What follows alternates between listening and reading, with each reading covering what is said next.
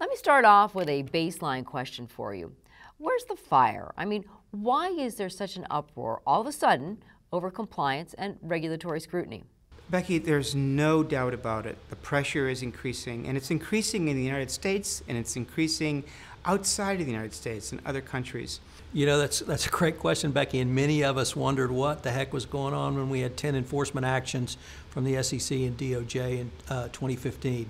Well, that ended February 29th of 2016 when we had 11 enforcement actions in the month of February alone. So we just had this explosion of enforcement actions.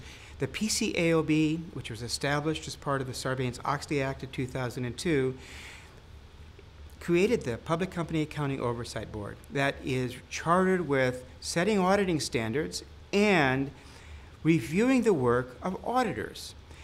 The PCAOB inspection reports have gotten to the point where it has to be a challenge to be an audit partner on many levels. Well, that makes sense, but we've all seen regulators swing back and forth on the enforcement pendulum.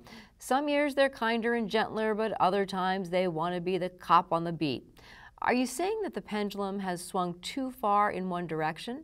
Right now, what we're seeing from the Department of Justice is they're really working to help companies not only understand their obligations, but to move towards assisting companies in putting compliance programs in place that they will receive credit for, that hopefully will end in a declination, which means the government decides not to prosecute. This contrasts with a period we've seen over the past certainly 10 years, but even the last 5 years. Significantly, although restatements have been declining year over year for the past few years, the PCAOB has pointed out a troubling fact.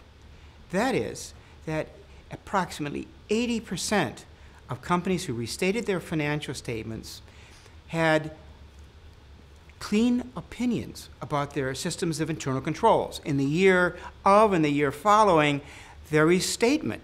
So that leads to the question, how can those controls be adequate if they cannot produce financial statements that did not include an error worth changing the financial statements to correct?